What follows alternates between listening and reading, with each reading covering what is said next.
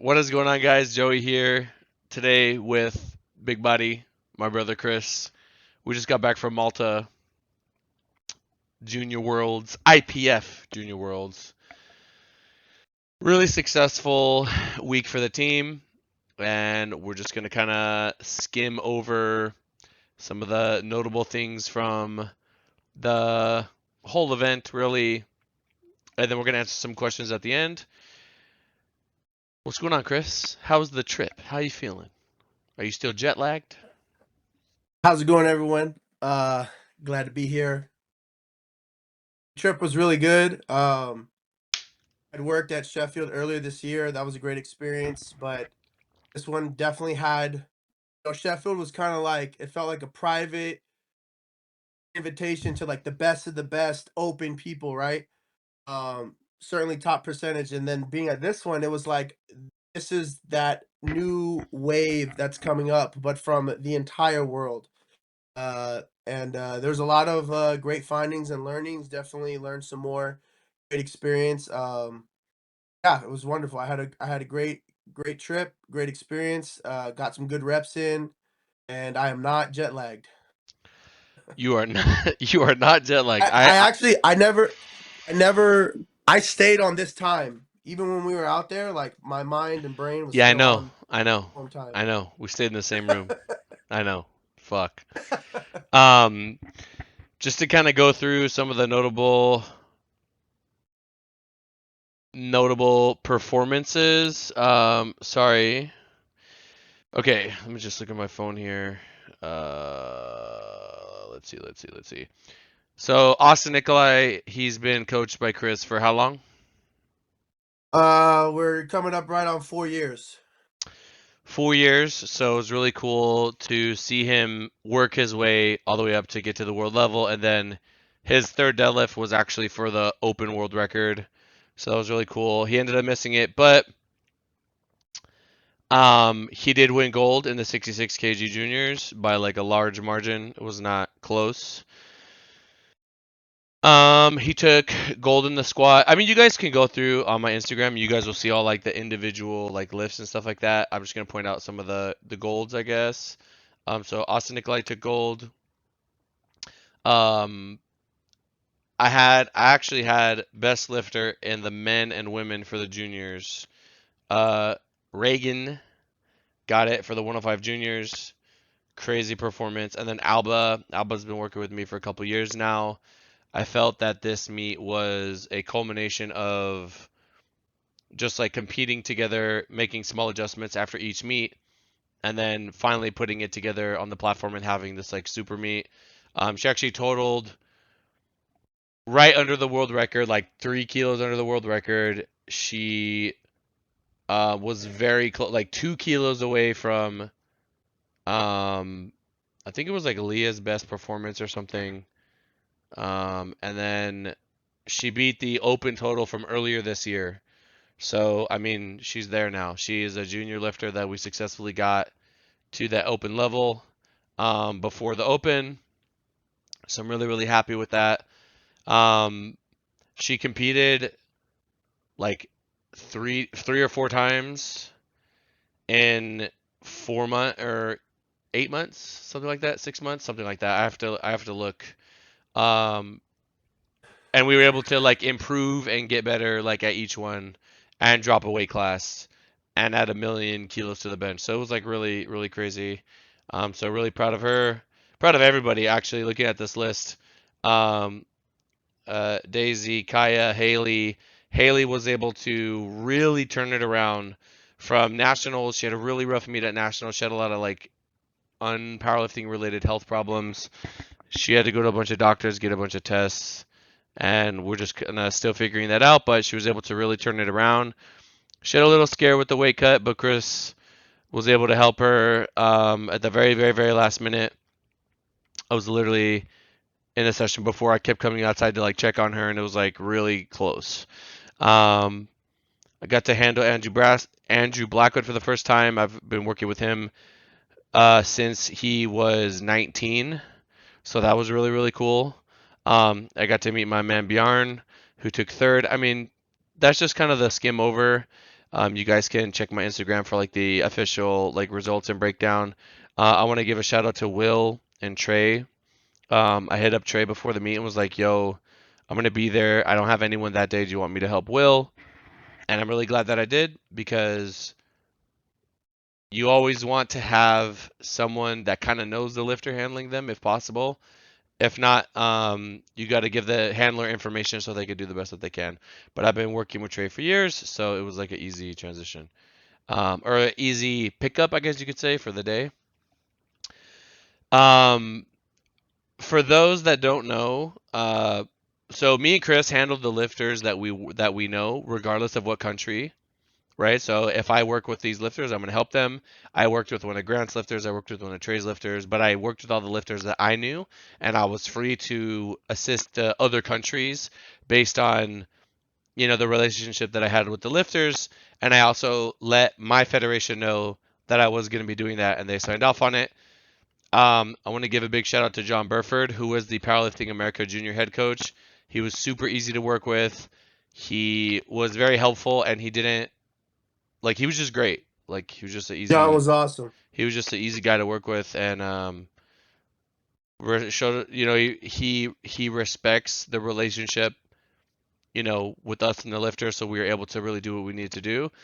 Um, but for the other lifters on the open team, um, they just had like I guess there were additional coaches that came that helped them out.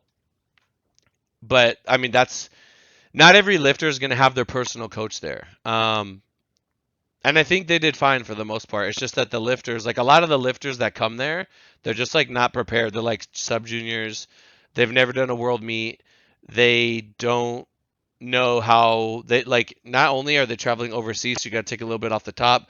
The judging is super super strict. So if you're not training to standard, it's going to be tough. Um and yeah, I mean it's just let's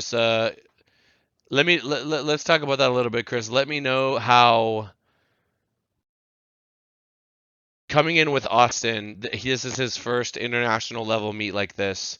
How did you feel things differed from doing like USAPL Raw Nationals or PA Nationals or something like that?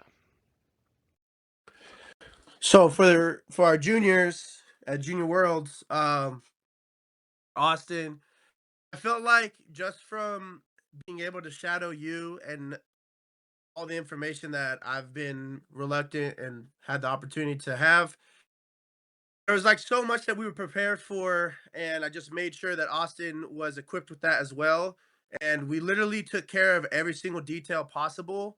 Um, he was training at Malta time. We thought we were going to be training at 9 a.m.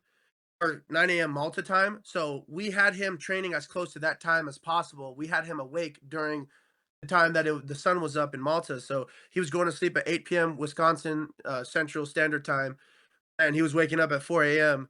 and he was training at 6 a.m. And it hit our training for maybe 2 weeks, 3 weeks. Then he got acclimated, and then that was just his set schedule. And we didn't change his schedule really. Once we found out that he was going to be training later, like prime time, so that was like more around 12 p.m. his time back in Wisconsin. So we prepared for the time zone, we prepared for the cut. We were incredibly detailed with his cut, with how we went about that, making sure we had all the resources we needed. Coming from I don't know how long his travel was, like 18, 20 hours total, from Wisconsin all the way to Malta. And we just made sure that we were on top of everything possible. Um, so I would say that I'm fortunate having the many years of experience that you've had, and then these past 5, 6 years I've been coaching, to just kind of already have that preparation for him, so that for the when the time came, we were ready for pretty much everything except one last piece. But now, I mean, experience provided us that answer, and so now we have that answer. But I would say we were pretty prepared, given all factors. Yeah, I think coming into an international meet like this, um, and then going back to the States, is just going to give you experience and some of the pieces that you're not really going to be able to get in the United States. And I remember when we first made the switch over. I mean, I had always made the IPF a priority in 2016. Um, when I did my first Worlds, I was like, yeah, this is it. I want to be here as much as I can, and I never faltered from that. And when the split happened, I just said, well, I know where I'm gonna go, and it's just a different experience. The judging is very strict. There's a lot more eyes on it. I thought the judges were extremely strict on the girls, like Daisy, for example. They were very, very strict on her. You guys might know her as Esperanza. Very strict on her squat depth. Very strict on her elbow depth. It's hard because we don't have competition equipment. Like it's very cumbersome for her to get to, but we're working on fixing that. And she's really, really young. And I actually talked to one of the higher ups, and they said that, or like the judges, and they just said that it's okay if they're a little harsh at the sub junior level because they'll learn from it. But I think it can also be a little bit discouraging, which is fine. So it's really interesting to go through that experience. And then the juniors, I mean, I think just this year for the juniors for USA, we were just missing a lot of key personnel and a lot of other countries to shine. But I think it'll be different next year. I think it'll be different next year. Definitely 83, 93 juniors. It would be good to get some of those heavy hitters there. Plus, a lot of people are moving over, so I think that's going to be good as well. Um, but yeah, I mean, it just feels so official. The just everything about these meets, being with all these other countries. I will say for me personally, I've done a lot of meets. I've done like you guys already know me and what all the things that I've done. This meet was kind of like I'm just reminded like why I'm doing this. The amount of people that I took pictures with that shook my hands. I was sitting at breakfast, minding my business by myself. It was like the last day. I think I think I just had Andrew that day, and I woke up early, and it's like the 120s, right? And the super heavyweights, so like a lot of people already left the meet, right? Not everybody's gonna stay. They're not gonna stay the whole week. That's that jet lag for you boys. That's that jet lag. And I'm sitting at breakfast, and I'm just minding my business, and this girl comes up to me, and she says, "Hey Joey, I just want to say thank you for everything that you've done for the community, and like good luck with your athletes." And I'm just like, that's all you need. That's all I need. I didn't even know I needed that, but that's all you need. You know what I mean? Like you're just minding your business. You're by yourself. You're just eating breakfast at the buffet at breakfast, right? Just chilling. About to go hit a session real quick. And somebody comes up to you and reminds you why you're doing this. And I'm just like, you know what? I really, really appreciate that. And that was the theme throughout the week. And it's just something that um I don't know. I have been so focused on like these like big meets that don't have a lot of there's just not like Sheffield is like the top 12 best lifters in the world, and the Sheffield where I was in the crowd, I did kind of get a similar feel for that because obviously I was like still suspended, but um I got to like meet people and shake hands. But then like US or PA Nats, it was like a primetime session. There's like only a couple lifters there. There's like not a lot of people there. But at this meet, there were tons of people there, tons of juniors there, and it was just really cool to shake hands and talk to people and hear their stories and you know like see how they're rooting for us or they're rooting for us or they want Keiko to do this and da da da and when am I going to compete again and just like all of that and then just the euphoria of after Alba's performance it was just like this is incredible, like this is what we wanted, this is what we came for. And then the happiness that brings and the mood that it sets for the team, right? If Alba goes first or second and she pops off, or Austin goes first and pops off, her teammates are going to see that. And her teammates are going to be like, wow, like Joey just handled her to like an amazing performance. I have so much faith in him. We're going to kill it our next session. And then you just carry that momentum throughout the week. And then, sure enough, we did. By the time we get to Reagan, I mean, he went crazy, right? Basically 2,000 pound total. Um, Easy third pull. So, and I just want to say the way that he missed his second bench because his foot slipped, we said we're just gonna go up anyway. And for him to come back, like his foot slipped, he's like shaking around, missed groove like times 1,000, and just He muscles that thing. Larson 215. He Larson 215, and then to come back and just blast 220. I mean, that's a gamer, right? That's like, hey, I know there was a mistake. We're gonna make the adjustments. You're gonna come back. You're gonna hit it. Same thing with young William Ball came in the warm up room. We were like, okay, you're not hitting elbow depth, and your elbows are soft at lockout. His arms are like this at lockout. So we adjusted all those things, made a bunch of adjustments. He was able to listen on the fly, like no stress, calm, just fixes it. Starts sinking, doesn't sink, sunk, right? He's like, yeah, I can sink. I'm like, do you sink normally? He's like, nah. And I'm like, all right. I'm like, shit, all right. And he does it, no problem. And he gets his lifts, and Athlete. yeah, it's just athlete. Like he's just locked in. So like, it was super cool to deal with all the different personalities and just see, also Haley making weight. I was like, oh, man, that had me sweating. No pun intended. Malta was hot, so it was easy to get a sweat going. But yeah, I mean, it was just an amazing experience. How was it for you, Chris? How was your experience there? Like a general sweep over the experience for you? Yeah, just to add on to what you were saying, I mean, first of all, like the scenery, Malta, you're on an island in the Mediterranean Sea. It's beautiful. I remember of day one, the morning that Austin had to compete, he was prime time, so he was later at night. I just got up early. You were coming in later that night, and I just went to like the cliff of the island, and I kind of just sat down at like I saw six that. thirty in the morning, and I just took it all in because it was still a work week, but I was like, I'm out here. I'm gonna like turn my mind off and kind of like let myself know like this is the culmination of our hard work, our the sleepless nights, literally the countless hours, the working every single day for years. It was just a beautiful thing, and it just let me know like we're on the right track. And being out there with world level lifters and being around all these different like people from different countries, the different coaches, being around John Burford, um, it was just a blessing. It was really cool to hear all these different languages, to share a lot of things in common with people from all around, different regions around the globe. I thought that was really awesome.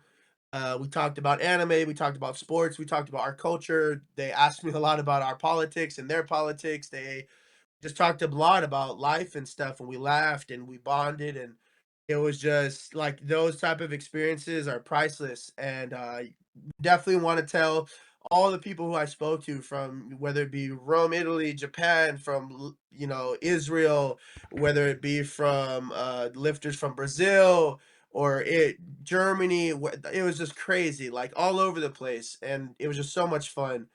And I do want to touch on something where like I think that's a big part to reiterate, especially I'm gonna bring home to my athletes, my people, is especially the ones that compete at the beginning of the week. Like it's important for them to understand like we're the ones that set the tone for the rest of the team, the rest for our country and our teammates. And I thought that it was an honor. I like high pressure situations. I like I want all the hard stuff on me. I run towards that because I've learned in my past from the past sports, like I'm ready to make every single mistake because eventually, if you made every mistake, you have all the answers. And at where I'm at now, watching you do what you've done, I feel like with Austin, the experience from a coach's perspective and him from an athlete's perspective, him and I are on the same page in terms of like we have, we've done 4 preps in 12 months roughly. We've done 3 preps in like 9 months or so. So it's like there is no other mistake to make now. Like it's every we feel very confident. And we were 7 for 7 coming into his deadlifts, and the experience of just like the venue was amazing. Looking at the venue seeing how everything was set up, the media team, the warm-up room, the holding room, everything was crazy. It felt like a world event. Um, and I really hope that they utilize similar layouts like that venue, because with athletes or just spectators watching from the top, it was really cool. The one thing that I really liked was that there was random people, and there's like drunk people at night that were asking about the primetime session, and they were coming and they were paying just to watch. They were paying that little fee just to come and watch.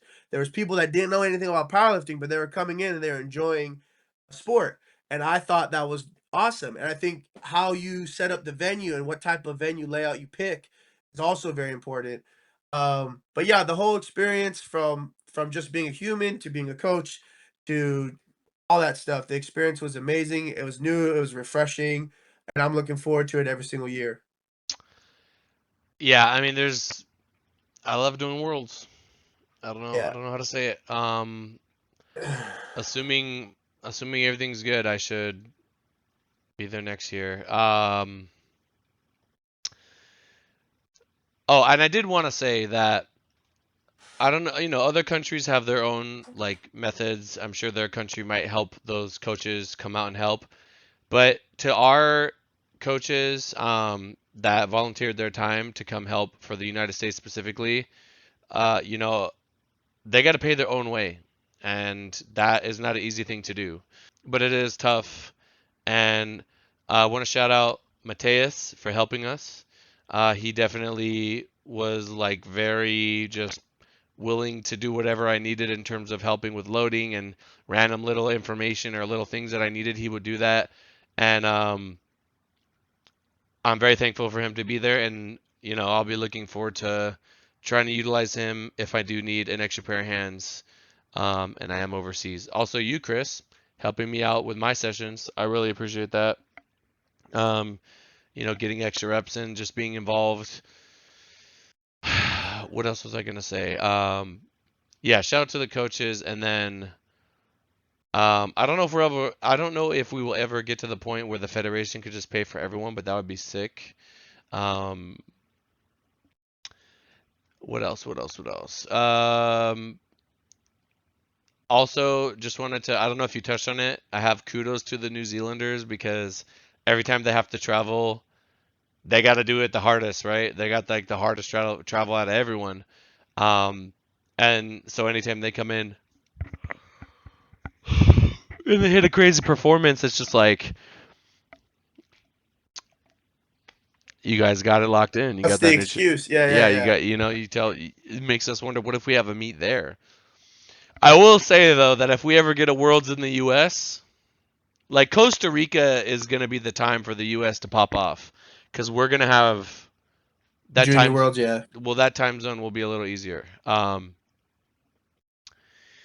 Okay, I think that's pretty much like the quick skim over. I mean, I will say, I just want to say Malta was like really beautiful. It was like I love the vibe of the town. And at night, I went out one of the nights to like find food, and I found this little plaza, and there was music and people just like dancing in the fucking street, and there's water and people just singing on the beach. It was like honestly, it was incredible. There were fireworks.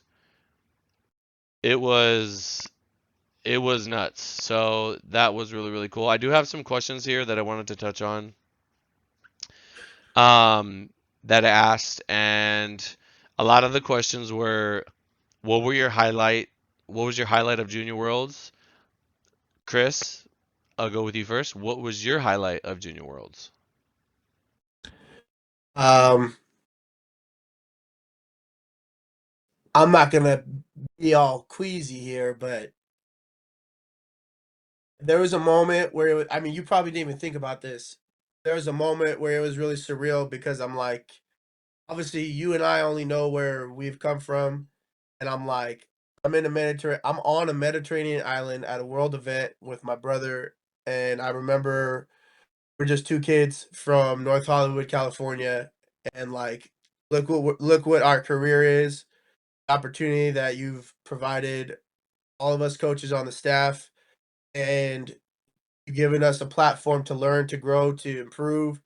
and to have an opportunity to make our own way and our own legacy as it is a part of the history of this team, training systems. And I was just like, my boss is my brother, and I get to work with him on an island, and we get to coach these phenomenal human beings, and just how lucky I really am. And it's just a reminder of like when we work every single day for years, I could never complain because when we earn those type of opportunities, I'm like, we have it a lot better than many. And so I just make sure that I do everything I can to maximize that situation. So that was definitely a surreal moment that hit me while we were out there. Also, obviously, Austin Nikolai had told me that he always wanted to be a junior world champion. He wanted to knock that off his list. And someone had mentioned something about how there's like a stat out there at the time, or maybe it still stands, where like a third of junior world champions become open world champions, something like in that range. Really? And so I, yeah, yeah. I whoever made that stat will know, but I saw it earlier this year. I brought it up to Austin earlier this year, so he was very adamant about doing junior worlds, and to see that come to fruition, and like, to win by about 45 keys or so with one deadlift, uh 7 for 9 attempts. It's very promising that just need to fix it now. We came in there with Sheffield, making a case for Sheffield aspirations. Um, Everyone knew that's what we wanted. He hit 715 in training. And honestly, I think a lot of coaches highlight a lot of things about all the great things that they do, but I have no problem coming on here, and it doesn't reflect level of effectiveness of myself as a coach. I think it's really important that when our athletes are successful, we give them the credit. And when our athletes are not fully successful, or if they fail, that we take that blame. And for me, he didn't hit the 308.5 because that's my fault. But it gave me great clarity on just a small tweak. It's a small change that needs to happen with his deadlift taper. We've talked about it already. And the thing that's tough about powerlifting is that you gotta wait 7 months now. It's that waiting period, and it lingers, and if you're competitive, it touches on a sensitive spot in your brain, and knowing as a human being, like, this is my fault every day, but I like it because it gives you the hunger that's necessary to make it right. And, so yeah, so I say all that to say, that was, Austin winning was a great experience. Seeing all of our flex training systems athletes, and just like seeing the new wave of young guns, the 19-year-olds, the 20-year-olds, the 18-year-olds, the 21-year-olds, 22-year-olds, the ones that are going to be aging on to opens, the new ones coming into junior that are going to be taking the torch, who will be open division soon. It was awesome to see them from all different countries just kind of like mesh with each other, and just rub elbows, compete at the highest level. And then obviously also I was very proud of you, because I'm your brother, right? We're family members. And to see how like Austin was holding best lifter for the junior men's for some days, and then the 83s came in, and then someone came over on top of that, and then Regan came in and he held that position, and Alba held it earlier on at the beginning of the week. And when we She found out kept it, that yeah. Regan and Alba were going to keep it, that just made me really proud, because obviously, how could you not be proud of your own team? And then if it's a family member who's also helping in that cause, I was very proud of you and your athletes and our team. So I would say those are probably like my top three cherished moments of this past week. I did want to give a quick shout out to a couple people. I believe Nanso could have just taken, if Nanso would have pulled like, I'm not entirely, I don't remember what it was in the moment. It might have been like He wanted that open deadlift record. 405.5. That might have given him best lifter, and I think he probably would have got it. Um, but he went for the open world record 411. deadlift. Yeah, and barely missed it, but he'll get that. Timor got it, right? Timur did get it. Who am I forgetting? Elliot Sykes is a sub junior 74, 74, 66, 74. 74. He's a Yeah, and dog. he if you want to talk about formulas, I mean that weight class is going to be like really hard to beat. So, he out formulated all the juniors. So shout out to Oh, Elliot. can I mention something Go really ahead. quick? Elliot Sykes, Ashton, William Ball, Tate. There's so many of you. Oh, Danny Harris. Um, there's too many to mention. If I didn't mention you, you know who you are. All the young guns, man. Like I had so much fun. There was a night where we were just in the lobby talking, and we went to go get some shish kebab, and Yeah, yeah, we had I saw that picture. we had such a fun night just learning each other, talking, cracking jokes. I hadn't had that much fun in a long time, so shout out to y'all. Those kids are awesome. And yeah, I'm looking forward to seeing them in the future events. Shout out to young Ash, even though he trolled me a little bit, but he was really nice about it. Him and I think it was John Burford's daughter.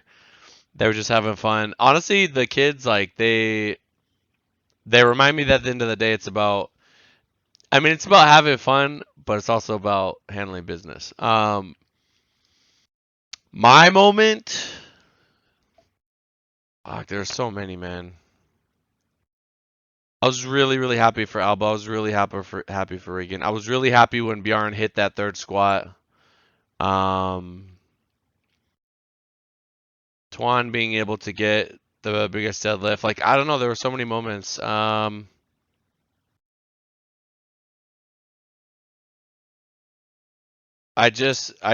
mean, I guess I had the biggest physical reaction. I think I was feeding off the crowd when Reagan hit his third deadlift. There was so much energy in the room that it just kind of, I just like got animated. Um, but also watching Nathan Messiah, like that session was very packed, and we were sitting on the second floor looking down watching. That was super sick. That was actually dope, to be able to look at it that from that perspective. Damn jet lag. But yeah, I mean that. I guess that's my answer. It's really hard for me to put one. I think the whole thing was a great experience. Um, Next question.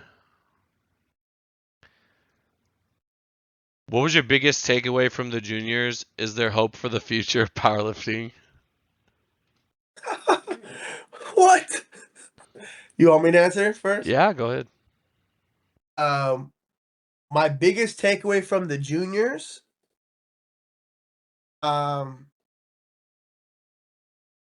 that the sport is absolutely evolving, and there are more physically gifted athletes that are finding out that mesh well with the stimulus of powerlifting, and they're finding out about the sport. And when they get that stimulus, full ability and talent is realized. I don't want the world to be discouraged by that. And I think something that's a huge problem in the powerlifting community worldwide, or maybe some human beings that characteristically have self-esteem issues or whatever it is, don't look or be so focused on people who have gifts and let that take away from the beauty that you could receive from competing in a sport, especially like powerlifting. And like, I am nowhere near as strong as Nanso, a 19-year-old. He is just like that. He's been on this earth 2/3 of the time that I've been on this planet, and he's just got it. And that's what it is. But I don't let that take away from my joy as a 31-year-old lifting, going into the gym, how I have goals for myself.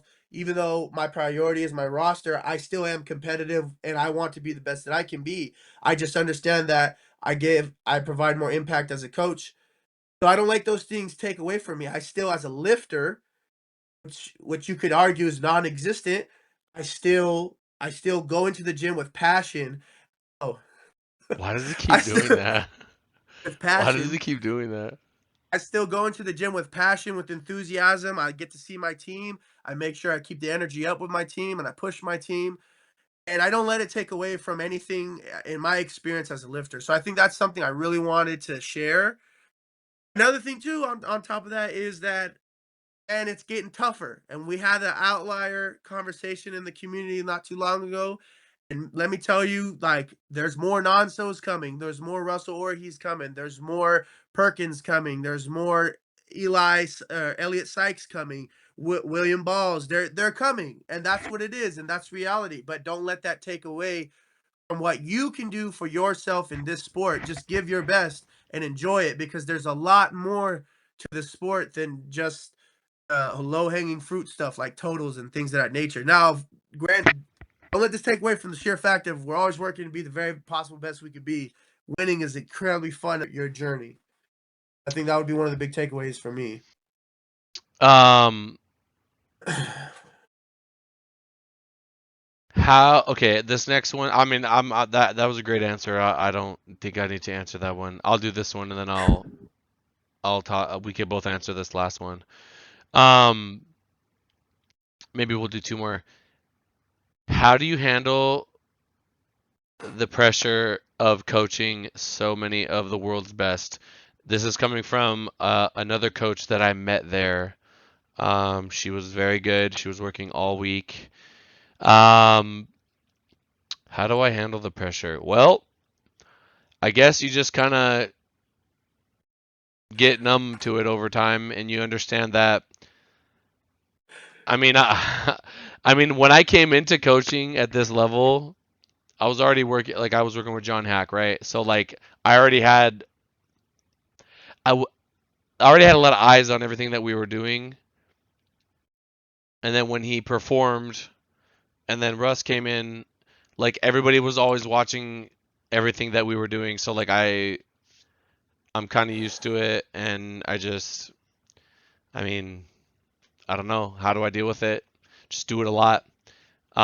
There comes a time when you don't feel any nerves, you don't feel any, you're not scared, you're confident, you're just kind of doing what you need to do, and you're kind of in a flow where when that bar's loaded, that lifter goes out, and I see that bar speed, I just know the number. It just comes to me. Um, Now, granted, there are some things that I actually need to send Andrew audio about that I cannot see from where I'm standing, and man, this is bad. Gotta shut it down soon. Um, like little technical things, but I mean, I think that just comes from in time. The more that you learn that lifter in that specific scenario, you can plan against it and you can prevent things from happening. Um, but yeah, you just do it a lot like anything. You'll start to get numb to it. You won't feel as nervous. And you got to understand that if you do something good, you'll get some praise. If you do something bad, everybody will let you know that you did something bad. I'll never forget in 2019 when Russ was about to bomb out. I mean, I was just thinking to myself, whatever happens on this third, I'm prepared for, like, we go through it together, you know? Um, Jesus's last meet was not his last meet was actually pretty good, but the one before that was not like our best, and we just deal with it together. Um, and it is very interesting because at that meet, I had two guys hit the podium, and then Jesus pulled for the win and missed. But it was like nobody cared that Keiko and Delaney hit the podium. All that mattered was that Jesus didn't win the meet again, and it was just a very interesting thing that I think kind of helped me disconnect myself from just any kind of expectation for I don't know, praised. I don't know. I'm not really too sure what it is, but I just operate. I just do what I have to do. I understand that before, like I used to be so afraid of a lifter missing a lift, but now I'm like, there's so much context that goes into every person, and I have, if I have 10 people doing a meet, and like I might have like 5 people that have like perfect meets that I'm very happy with, and then the other 5 like some shit's going on in their life, or we just competed and we're trying to do our best this one, or maybe somebody had an injury, or there's just like a million other things, and it's just like impossible to expect everybody, especially humans, which are very like uh strange creatures in that we have hormones, we're dynamic, we you just could have a bad day. Just could have a bad day for no reason. We see it in real sports. People just play a shitty game and they don't really know why. We're also lifting at weird times, right? The lifters could be asleep. Tina was up at 4 a.m. when some of our lifters were going. So having to perform at that time is just like it's not the best for people. Um, but yeah, that's pretty much what I have to say on that one. Um, Let me ask you, Chris, what was the pressure? Did you have any pressure taking care of Austin, or were you pretty calm in that moment? Um, well, I'm gonna preface first by saying anytime that I've ever felt pressure or nervousness or butterflies, I've always knew it's because it just you understand like this is happening because I care and there's a really big moment. And like I said, if I do feel it, I still run towards it. Like I don't back away from it. I don't try to play safe. I typically have more of an aggressive personality. At the same time, I'm not I'm not unaware of we still need to be practical and follow our plan and use the fundamentals necessary to set up the day best as possible. With that being said, I was abnormally a little maybe nervous or had a little bit of feeling of pressure because for me, I will say this, my personality trait, I come from American football. I'm more so like a player's coach. And I like to attack. I like to talk a big game. I like to do the work that warrants you to have the ability to say what you want because that's what we did in football. And I'm not afraid to do that. And I'm also not afraid to fail. And it's like, I feel like I robbed myself of the opportunity just by like we won the we won the junior world title. And I feel like I failed Austin because we had aspirations of being so great at the age of 20. Um, and would I say some of that little bit of nervousness or pressure might have clouded my objective ability? Not as bad as it could have in the past. I think it was almost like although I was maybe a little nervous for squats, you're like we have all this preparation, but this is our first time me and Austin together at the world event under our type of scheme, planning, preparation, all that. So this is that moment where in your head, in the back of your head, you're like, we're going to find out if everything that we had a hypothesis about, if it actually is true or not. And for squat and bench, it met our expectations, which was great. And I think that deadlifts could have met our expectations too, but as far as like pressure, I was a little nervous, then I kind of settled in. Just kind of like in football, right? You get that first hit, and you're like, all right, I'm ready to go. And afterwards, I kind of caught like a flow state as well in terms of considering all variables, factors, making sure that I'm managing Austin's mindset, his emotions, making sure he's focused. Austin's pretty good with that. I could see that he was nervous in particular moments, which is My boys are normal. nervous. I knew like when Regan Yeah, and Jared went out there, they were nervous. yeah. And so yeah, like but at the same time, I'm very excited because I know moving forward, like I felt it now. I felt it. And also, I think as we got on, like after Austin's meet, talking about pressure, like when we were with Jacob and Team Swedes, shout out to Team Swedes, the Swedes, um, Coach Tomas, shout out to Carl, he helped out. Shout out to my boy Ilya. Emil, We work with Emil Jacob. also coach. Emil was helping also with Oh the yeah, Emil coaching. as well. Yep, Emil. Shout out to He Emil. He competed competed also. and handled. Yep, yep, yep. Shout out to Emil. When we were there, like after Austin, in my head, I was like, when Jacob's up to bat, we're going 9 for 9. No exceptions. We're going 9 for 9, and we did that. And I had no pressure. I had no pressure. It was more so like I was already settled in after calling Austin's game plan. So yeah, I mean there was a little bit of nervousness, a little bit of pressure, but I feel got the experience, right? And that's something that's like priceless. So moving forward, like I feel pretty Yeah, comfortable. I I just. want to get back to it already. Well, I'm bringing you to Sheffield, so you'll be in the thick of it. What was I gonna say? One more question. One more question.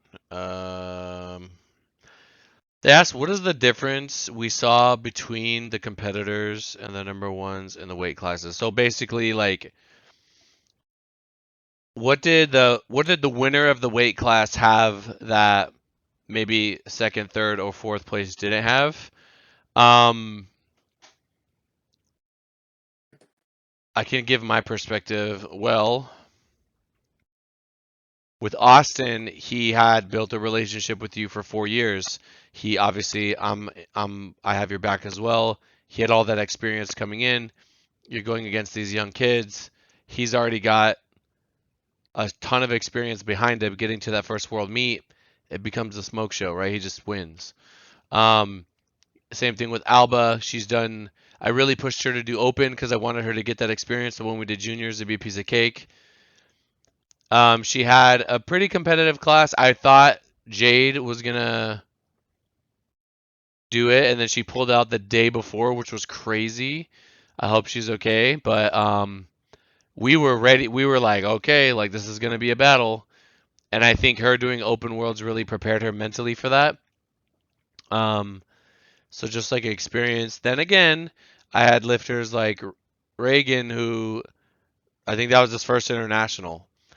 But I mean, when I'm there, then it kind of really I try to just make it feel like a normal meet for them where they could just lift. That is a difference that he has versus other lifters. He's also just like super strong. Um, Looking at the other lifters, like if we look at our sub juniors, like Elliot has good coaching, works with RTS, came in, killed it, absolutely destroyed it. Um, Willow. So I guess what I'm moving towards is like coaching matters, but also I'm trying to think. Um, I want to touch on that when you have a chance. Go ahead while I think about. I'm trying to think Yeah. about people that we didn't work with, and like if I saw any champions from other classes Okay. that did While you something think that I about didn't that, see. here's something I thought that was just flat out huge difference. Every single champion that I observed, I analyzed, I've watched like a hawk, or the top three.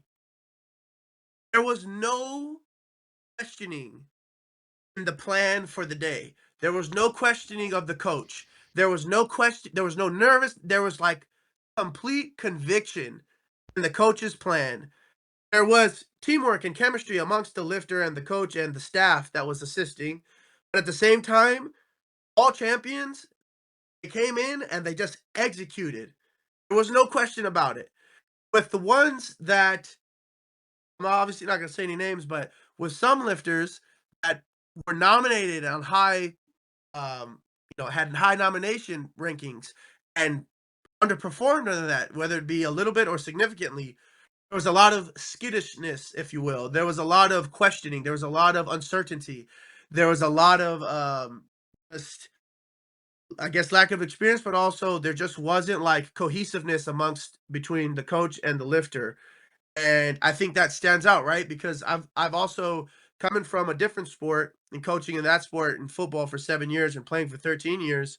Um, it's a commonality in sports where if the team is not on the same page, if the players and the coaches, or if the lifters and the coaches are arguing or battling each other in the thick of battle itself, it's gonna mess up your day. And it just speaks to the something that I always talk about with lifters, especially on my roster, where I always talk to them about trust and respect is everything. And if we have that amongst each other, we're gonna set ourselves up. And by the time you get to championship day, the plan should be set. Like it's uh, it's gotta be known that the lifter cannot coach, the coach cannot lift. I think that's like something that's really, really important. Now, yes, there can be conversation about certain planning or audibles that need to be made on the day. That happens. Um, and in terms of like certain things where like the lifter needs to be locked in on hitting 800 pounds to win the day, or the staff needs to do their calculation. I think that when everyone plays their roles, that's where they're at their best. And I think we had situations as well where us and our coaching staff and USA staff, where we work together and we set up the best day possible. And the lifter had so much emotion involved where they were clouding themselves from objectivity and what reality was for the day. There's many times where there were some lifters that they had plans that were set for them from their personal coaches, and that plan was physically not there. And if we try to execute that plan that was preset from a couple weeks ago, could have risked a really bad day or something worse. And so that's why it's really important, like there's got to be respect of these coaches getting to the level where they're at and letting those coaches do their job, especially when qualified, and then the lifters doing their job and executing and being coachable. I think that was a huge standout point between those who just flawlessly, smoothly navigated to podium placing and those who were nominated high but dropped down low.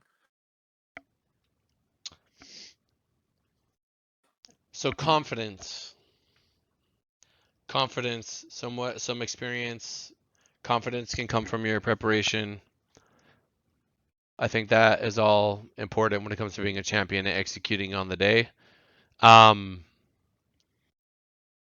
I will say for the women's 69, it looked like all those girls were very equal strength, and everybody tried to kind of like pull for the win.